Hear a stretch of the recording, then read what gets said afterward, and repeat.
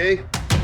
So, welcome to another edition of the Skull Sessions podcast. And today, my guest is Claire. How do you say the last name, Claire? It's Castleberry, pretty much just like it's spelled. Okay, awesome. And why don't you tell the audience a little bit about yourself and your amazing life? Sure. It's kind of like boring most of the time, to be honest with you. I write a lot of Southern Gothic and a lot of horror, extreme. I guess you could say some of it's extreme horror with kind of feminist themes. So right now I'm working on a short story collection. It kind of centers around the theme of feminine vengeance. And then I'm also kind of working on, it's like so right now it's kind of like a memoir thing, but it's really drafty and messy, but it's kind of a little bit like The Shards by Bret Easton Ellis, and that it's kind of memoiry, and it was about my time going to college when there were a few active serial killers in the area where I was going to college. So that's kind of like freaky to reflect on. And I'm also doing the whole like book signing, book tour thing for Forbidden Gardens, which is going to be out November 7th. So, are either of those books out now? You're talking about two different titles, right? Yeah, so Forbidden Gardens is the follow up to Azalea House, which has been out for a little while. So Forbidden Gardens is going to be out November 7th. But the other stuff I'm working on, who knows when it's going to be out? The short story collection, I was hoping to kind of do like a surprise drop on Halloween, but I guess I kind of Okay. told on myself a little bit. Do you do video trailers or like book trailers, to help promote it? Sometimes I do. Yeah, I kind of like to experiment a little bit with video. I actually used to do this little public access show out in Santa Cruz, California. So I know like a little bit about video, but some of the stuff Right. I have to like teach myself. So that could be kind of fun to experiment with. But yeah, sometimes. Yeah, I think I don't know if they do a lot. I've seen like mixed reviews on whether video trailers for books do a lot, but Yeah. I think they're cool, especially when they're well Yeah. done. Yeah. Yeah, they So can be fun to do. Yeah, I like kind of experimenting with that kind of stuff. especially when it's like it's almost like it's supernatural horror, and like obviously they didn't spend a ton of money on it, so it'll be like it'll be kind of like the Blair Witch Project. Like I thought when I saw that for the first time, parts of that are horrifying considering they Oh did my it on God. almost no budget. I know. I loved that movie. I was completely duped by the Blair Witch project. I was like, it's real. We're gonna Oh, go you to the thought of the theater. documentary? Yes. I was so dumb when I was younger. But like we went to go see it in the theater and everything. I was into it, man. Loved it. And even when I found out it was just like fiction, I was like, oh man, they did a good job duping me. So I'm Oh, they still a did a fan of the great Blair job. Witch. They're Yeah. art school students, so it's like they never put out anything before. They're like, we have no money, Yeah. let's put this out, and then they marketed it perfectly. I thought Yeah. with the whole like found footage thing, and like at the time, like found Totally. footage was like there's like what Cloverfield came out a little bit after that, so it was not a big thing, and then it became a big thing, and it became I horrible. But know. Yeah, respect to the to those people. well, I always want to talk about found footage films because like some are amazing, and some are like you're like, why? You're just trying to jump on some trend. But that's kind of is funny because I started referring to like when people write stories in the first person, it's like that's like the found footage of like Hmm. story writing. 'Cause it could be awesome, but like all too often people like get in the author's head. He's not a very personable guy, and they just don't have anything interesting to say. And like 300 words later, you're like, "What was that? What the fuck did I read?" Yeah, I know. I like doing stuff in first person narration, but you have to be really careful with it. I mean, a lot of times I'll write and be like, this really sucks. Like, who would care about this person? I need to scrap it. So it's a lot of fun, but I definitely know what you mean. Yeah, well, there's a like one of my huge early influences on writing was H.P. Lovecraft, and I remember Yeah. reading all of his stories, and they're all in the first person. And so I just like when I started writing, I was writing everything in first person, And I remember, I mean, this was like the 90s, so maybe there's like more tension in those days, but it's like, like that was really looked down on. And, Yeah. now I've talked to a lot of people like Jeff Strand and, Mm-hmm. Aaron Biergard and stuff. And like, they're like, oh, I love first person. I do lots of stuff in first person. So, that was kind of surprising me. I was like, wow, other people into this stuff too. Like, there are even some stories like I feel like it appeals more to me when I do it in first person because the way I think, like I try to put myself in the mindset of the character and see everything through their eyes. So often it's better to do it in first person because I can more describe, what's going on, like Yeah. with the emotions and everything. So I was doing a lot in first person, but there were some stories that I felt I had to like make third person just to get published. Yeah, no, I totally know what you mean, and that's why I like my current publisher, Winding Road Stories, is they just kind of accept that, and they appreciate it. But I kind of see first person writing as it's a little bit for me. It's like being possessed by a character Right, almost. So it's a weird experience. It's almost like being a channel. So right. the experience itself and writing in first person is a little bit freaky, and I kind of feel like it adds that extra layer to a story. It definitely has extra layer. It makes you more involved. Although Yeah. I've noticed that some people are like, well, I don't really like the characters. Like, since when do you like? I remember I read American Psycho, which I thought was a great, great novel. And, you know, obviously, I don't identify with the guy carving up people and like, nail gunning women to the floor and stuff. But it's like, Yeah. it was interesting to hear about like his whole psychology and how screwed up he is and why he's screwed up and the way he thinks and all that sort of stuff. I didn't have to identify with him, but some people like they have to identify with the protagonist, especially if it's in first person, or they just discount the whole thing.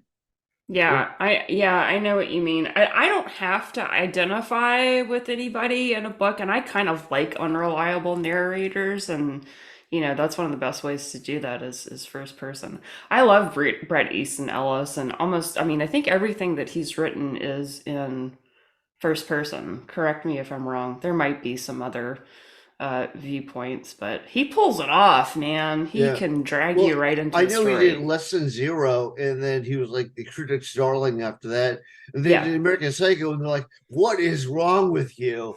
It's like, but that book is great because like you got to look at it not as horror, you got to look at it as like the psychological analysis of how fucked Yeah. up society is. Like he did such a great, like he'll spend the whole chapter talking about like Huey Lewis and the news and like, but he's talking about how screwed up people are and how much they involved themselves. Like, I think he did a much deeper dive than a lot of critics gave him credit for at that time.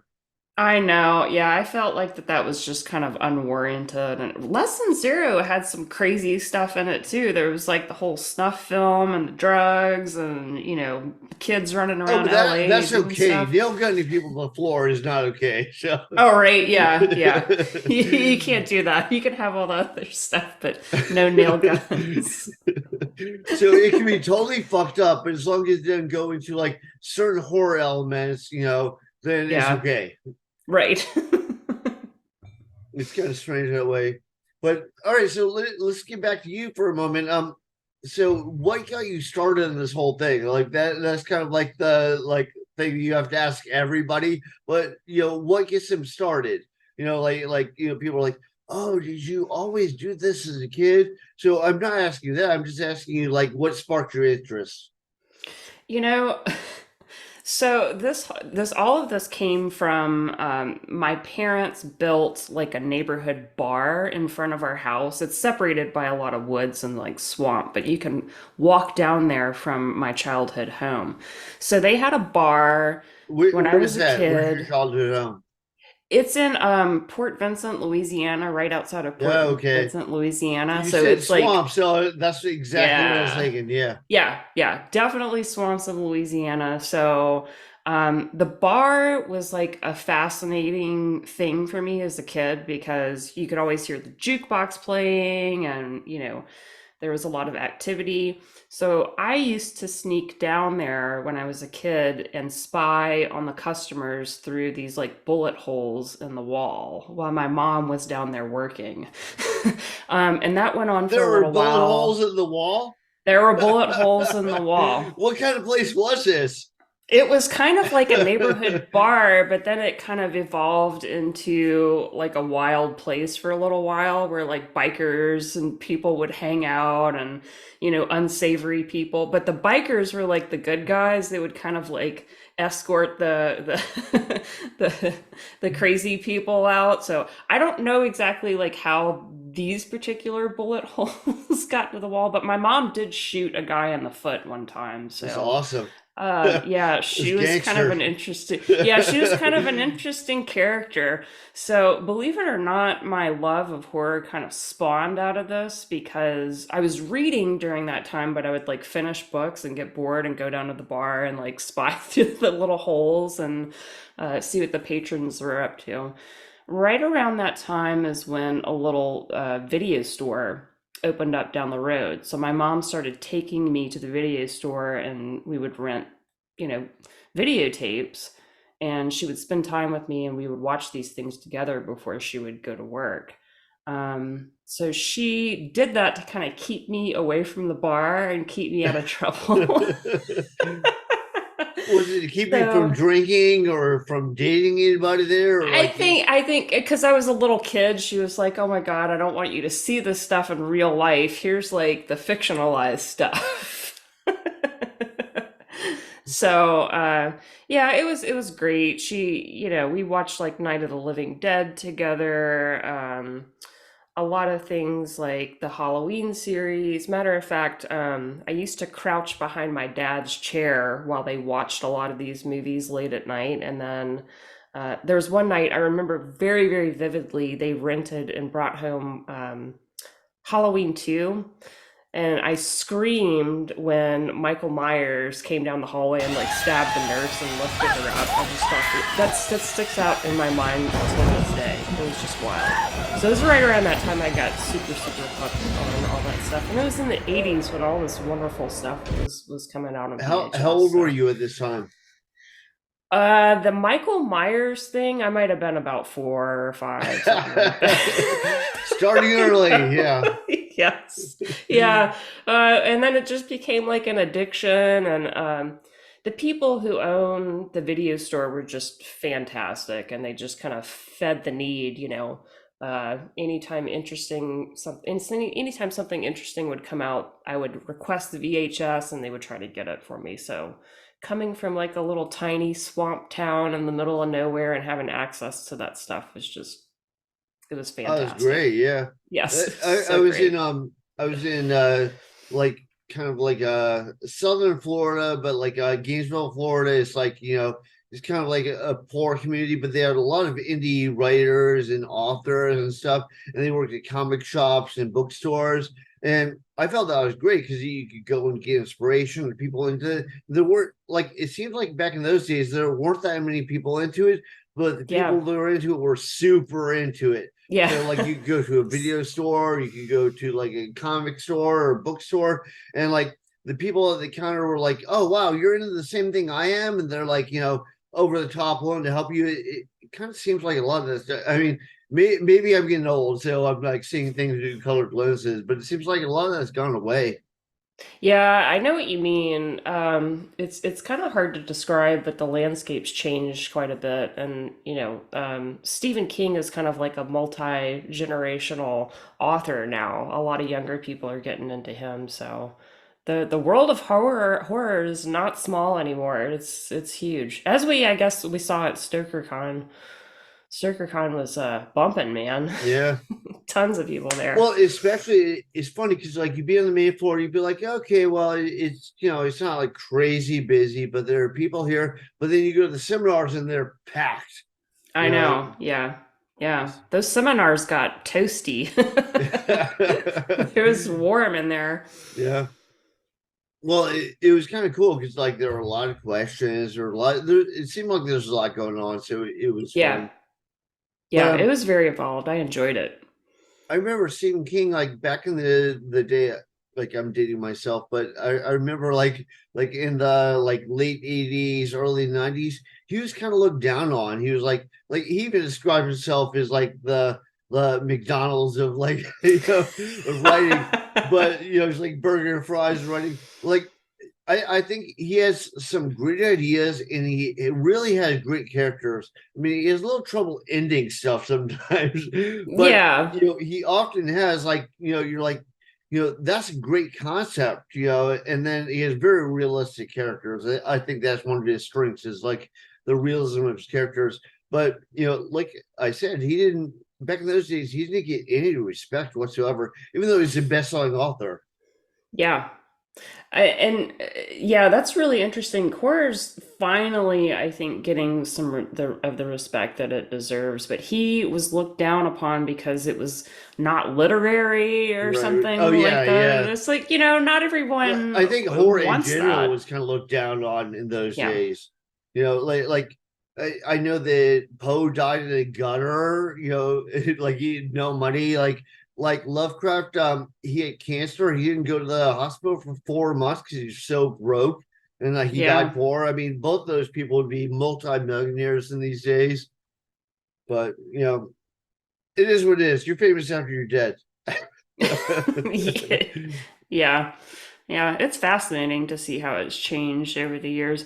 And Stephen King kind of, kicked off like all those paperback novels as well. There was like a little bit of a boom going on with that too. But yeah, it was interesting growing up around Stephen King. I got into him when I was about like 8 or so. My mom was a huge fan of Stephen King and kind of passed those down to me, but his stuff sticks out in my mind to this day. Like the characters in Cujo, I remember Oh very yeah, his early stuff is specifically. great, like Yeah. Christine, and Mm-hmm. uh, probably like the first like 10 years or whatever of stuff. Firestarter, they're Yeah. all great. Yeah, they really were. Yeah, just like perfect character development, just And even unbelievable. even though he's not a fan of it, my favorite movie of all time is The Shining. Like I think that's I just like love The such a deep Shining. dive in psychology, and like I know that he didn't like the Stanley Kubrick interpretation because it wasn't super like you know authentic and exactly what he did, but it's like I don't look at it like that. I'm like that's Stanley Kubrick's version of that story. Yeah. But I thought it was great. I mean, that guy's a master. So anything he does, Clockwork Orange was great. Full Metal Jacket was great. Yeah, he's great.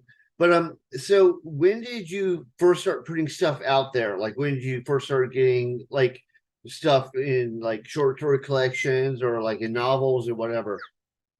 So there was some kind of like writing competition at my school, and I wrote a short story. It's about this like a lesser goddess who was kind of like running away from the god Zeus, and it was selected to be in this anthology, and they paid me $50 for it when I was like 11. I was like, yes. Yeah, that was probably a I lot of could money. buy, Yeah, yeah, I could buy so many books and so much candy and Garbage Pail Kids cards and all this right. stuff, so that got me hooked. And then I kind of like my teen years, I was kind of like running around and going to coffee shops and smoking cigarettes and doing the bohemian thing and hoarding notebooks and whatnot. But it really wasn't until like my late 20s that I started to get stuff picked up by publishers. Um, and then I started doing like freelance stuff, just like articles and search engine optimization, boring stuff. And then I got a job writing smut for this website, and that paid really, really well. So I kind of started, that was around the time right before when 50 Shades of Grey was published. So people were like getting into that kind of stuff more, Right. and people were paying for it. So I kind of started writing that, and I didn't really like get back into writing horror until like 2010, 2011 or so.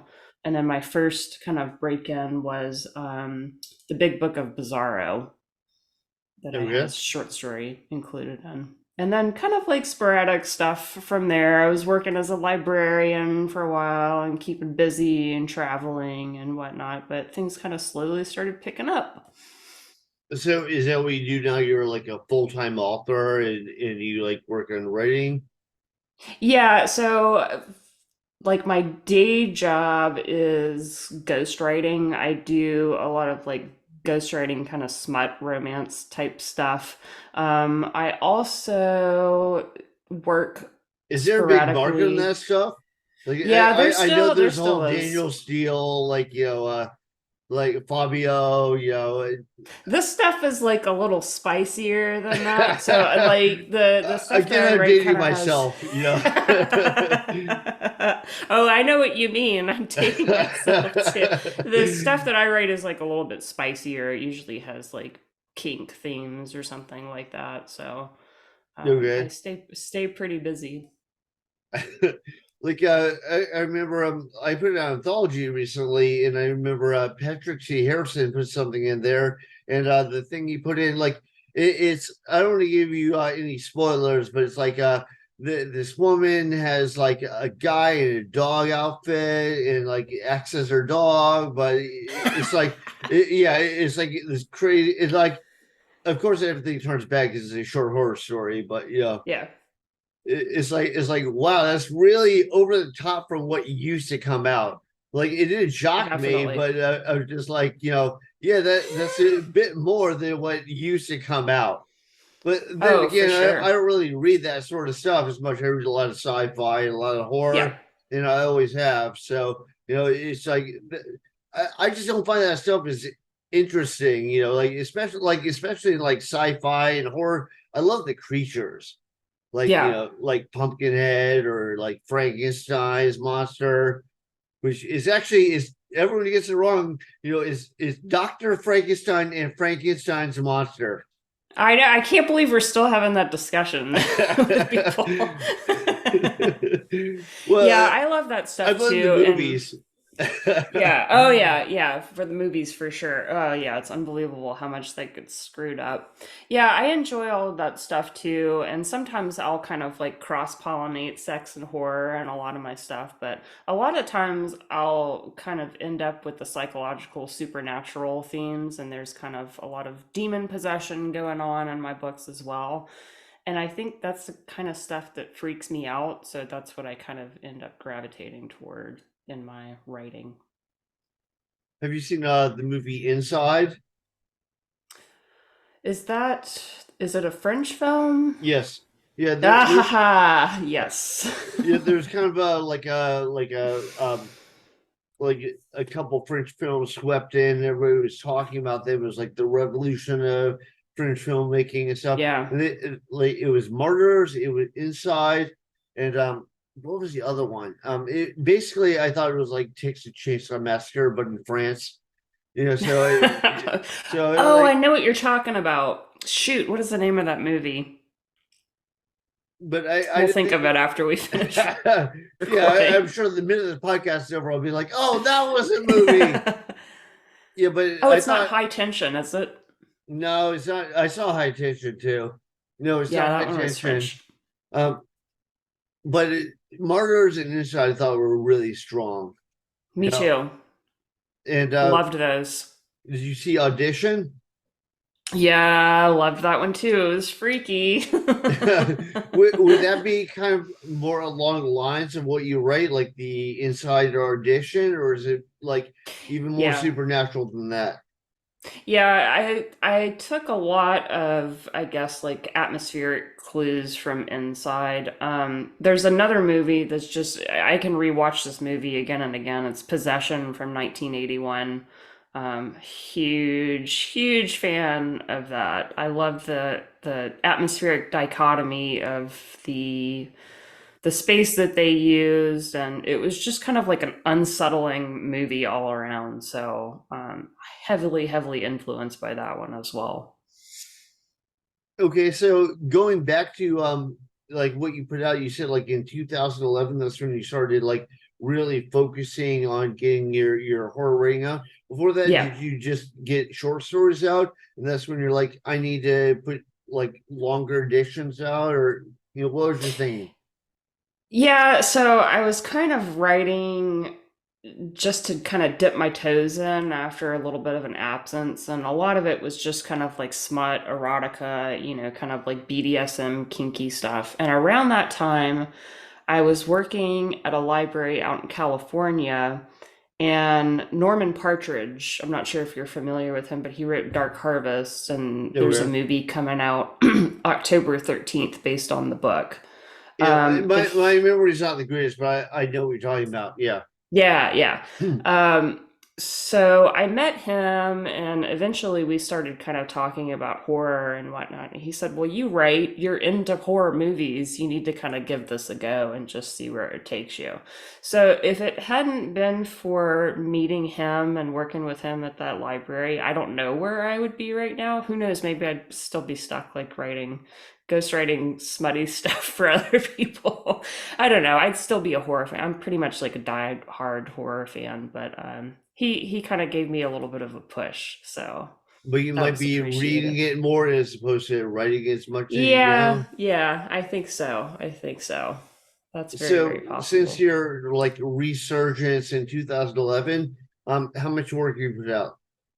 Let's see. I had something in the Big Book of Pizarro. I had something in Year's Best Hardcore Horror Volume 2. I started working with a publisher called Zombiegasm Publications. So we've done a lot of stuff together. We've done like killer revenge dominatrixes, we've done zombies, we've done all kinds of different things. So that's been a lot of fun to work with him. And then a couple of years ago, I connected with Michael Dolan from Winding Road Stories, and they published Azalea House, and he kind of encouraged me to go further with it. So I've finished Forbidden Gardens, and that's coming out. So it seems like there's more and more. I can't stop. I have a lot of stuff that's also kind of finished and sitting and being queried right now on a lot of things that are unfinished. So You I like to find that tinker with a lot of the more projects. you write, like the easier it comes to you, like the more you can put out. Yeah, yeah. I'm kind of more focused, honestly, on having fun with the process of writing and getting really into it than I am. Like once it's published, I'm like, I guess I have to do like marketing stuff now. But you're more into So creating the story than you are into like selling the story. Oh, by far. I'm like the worst marketer ever. I mean, like, it's really been like since Azalea House that I've said to myself, oh, you really need to you need to like tweet about your books or, make an effort. It's so Well, I ridiculous. know that like all the publishers talk about this, like, oh, you got to do podcasts, you got to do interviews, and you got to do readings and attend Yeah, conventions. So you do all this stuff, but the funny thing is, like, I just put out a new book, and I get hit, 5 times a day by marketers. So like they're like cockroaches. Like they will not leave you alone. I'm like, I I can know. market my own book. In fact, if I spend half the time I spend answering all these people, I could do this great marketing campaign. I know. Yeah, you kind of like we need to figure out a way to replicate ourselves so that we can do marketing. It feels like a full-time job. It really does. Well, the It's thing it's is too, tricky. it's like I figure you'd be best at marketing if like you knew that genre. So if you're like a big Yeah. horror fanatic, you know what magazines to write to, what people to advertise to, all that sort of stuff. And I get all these people like, they'll be from like Nigeria or India or whatever. And there's nothing against people from Nigeria or India, but it's like you don't even know my market. Yeah, I was like, at least convince me why I should give you money. I You know, know. They are all over the Instagram is especially terrible with that kind of thing. I don't know if you're on there, but it's like every time you post about your book, you'll I get am. I like noticed it 30 more on things. Facebook than on Instagram. Like, because I'm an artist. Like I have to do art, I have to do tattooing, I have to do writing. So I tend to post my stuff all the time. And whenever I post, especially when I post like a new book or a new short story or whatever, that's when all the marketers swarm in. and Mm. it's often on Facebook, although I also post on LinkedIn, and like I'll get like 3 people off that, and and I'll even tell them like I'm like they'll say hello Dan, I'm like hello, I hope you're not selling me in marketing. They go, well, you should really. I'm like, I just said I hope you're not selling me Oh man, yeah. I don't know. Maybe it'll take them a while to figure out it's an oversaturated market for them, but who knows? right. So, all right. So, how do people see what you have out? Do you have more coming out like in the future? Do you have like a couple projects planned? Like when's the debut day of those? So Forbidden Gardens is November 7th, and I'm going to try to have the short story collection available by Halloween. If not, then that'll be ready by Thanksgiving. I'm also working on a novella. It's called How to Sedate Yourself and Others. It's about an anesthesiologist with a sleep fetish that goes wrong.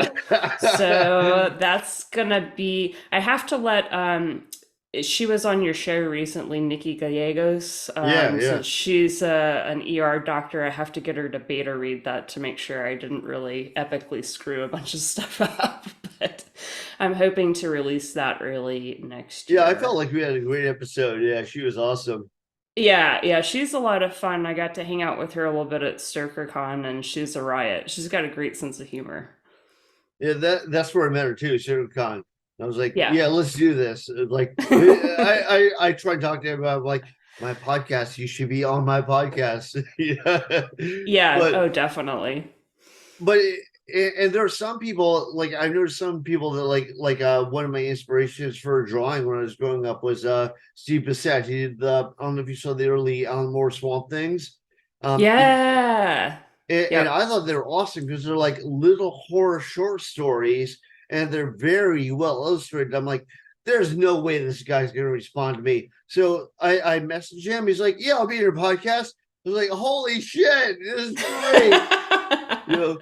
Like hopefully I wasn't too much of a fanboy, but I'm just talking to him, and there are a couple other people, um like Mark Verheiden who did Aliens for Dark Horse, and Walter Simonson who did the Thor for Marvel, and he was actually advisor on the Thor movies. I was like, there's no way they'll respond. No, they didn't. They were really nice. So, you know. Yeah, yeah. Horror people are, we actually tend to be a little bit nicer than people think we are. Yeah, well, everybody thinks like, oh, if you're into horror, you must be like Henry Portrait of Serial Killer. It's like, actually, no. It's like you probably read that kind of stuff because it impacts you, but it impacts you like it impacts other people. The only difference is like you'll check it out where other people are like, oh, I'm too scared to go there. Yeah, yeah. Yeah, actually it's the people who aren't really in touch with that shadow side of themselves. Those are the people that freak me out the most. Right. And It's they ended not up the horror being people. like Patrick Bateman, American Yep, Psycho. Like, absolutely. or they Yes. elected to office, but that's another story. That's kind of more common these days. I think they're politicians. Really common, yeah. And, Yeah, yeah. like, and I'm not even siding with one side or the other. They're all so corrupt. Like you can't believe you're like, holy shit, you got away with what? I You know. know. God. It's like, I don't know, it's like you're reading fiction or something when you read about these people. Yeah, and then like every time there's like some big political thing, then all of a sudden the government goes, "Oh, by the way, we saw another alien spacecraft." You're like, "Well, I'm glad you admit it, but I don't know if it's real or not. Like maybe you're just hiding something. Like maybe you start another shell company, and you sold $20 million, but you go, oh, by the way, we have alien bodies." So everybody would be like, "Oh I shit." Yeah, I know. Yeah, the news has just been like too much to keep up with. I feel like since the pandemic, it's one thing after another, and what else are we gonna find out? Geez. Right, right. Well, hopefully we don't end up in a nuclear war with this whole Ukraine thing. So, Oh my gosh, I know. Ew. like, yeah, You're not predicting. that's a real good idea. Provoke China and Russia, but I won't get my soapbox here. But all right. So, how can people get a hold of you? How can they see your stuff? Like, what's the best way to see what's going on with you? So I am on, I guess that Twitter is dying a little bit, but I'm hanging on X, until the X. bitter end. X, X, X. I'm hanging on until the bitter end. I'm Fimbionic over there. I'm also Fimbionic over at TikTok, and then Fimbionic 007 on Instagram. So people can reach me at any one of those places. Okay, you're not on Facebook? Nope. I tried to find you on Facebook to befriend you so I could tag you when I put this up, and you weren't there. Do you have Yeah, a I website or can only anything? do like no, well I have a website, it's fimbionic.com, but it's still kind of under construction. So Right. yeah, I can only do like a few social medias at one time, so I had to nix Facebook. So what's the best way to see you? Would it be your Amazon authors page? Would it be Twitter? Do you have a Goodreads page? Probably Probably my Amazon author page. I'm under there as Claire Castleberry. I'm also on Instagram a little bit more lately. I post interesting things on my stories, like little jokes and comics and things like that. I also shout out other authors as well. So if you've got a release coming up, let me know. I can try to drop it in my stories. Do love to help other people. So that's a Well, lot of I'll fun. hit you up on that because I just put the book out. Yeah. But do you do TikTok at all? Yeah, I do TikTok. I'm there on under Fimbionic. Okay. I don't post as much as I should. I feel like there are a lot of good readers there, and TikTok's a lot of fun. It's kind of a good way to experiment with I've seen video. So Drift Strand seems to have really figured it out. Like he did I like a know. revision of Attack of the Killer Tomatoes. So it's like him holding the book and getting pelted by tomatoes and stuff. Yeah. Yeah, he's an outstanding writer, really creative guy. I need to He's a guy, he's a really nice guy too. yeah, he Like is. I I see him at need horror to conventions all the time. He's always like super nice. Yeah, I need to stalk his TikTok and see what he's up to. See if I can steal some of his ideas. Well, I'm sure I'll talk with you. Like the book that I just put out was like my first novel ever. It's called The Black Seas of Infinity. And I put it out in 2011. And then I had a publisher that I won't mention the name, but I wasn't very happy with everything going on with them. And I was trying to get the rights back to it. And Jeff Strand stepped in and helped me out with it. And I got the rights back. It was awesome. Oh my gosh, that's amazing. Yeah. Oh, I love that. That's fantastic. Yeah, no, it was really nice of him. All right, so Yeah. I won't keep you here all day, but is there any other way that people should get a hold of you? You know, for any project or to buy your shit? Sure. I mean, I'm fembionic everywhere, so I've kind of had that name for quite a while. So my email is fembionic@gmail.com if you want to reach me there. I probably check email a little bit more than social media because I get burned out. But I do check my email. So if you want to reach me there, that's cool. Okay, awesome. Well, thank you very much for doing this. I appreciate it. If Thank you have you. anything else to mention, throw it out now. Well, like I said, I'm gonna be kind of popping up all over social media, trying to force myself to get out there so you can keep up with what I'm doing on socials. And again, Forbidden Gardens is gonna be out November 7th. Looking forward to it. Awesome. So everyone should definitely buy that. Give her fucking money. But again, thank you for being on here. And with that, I'm going to end it.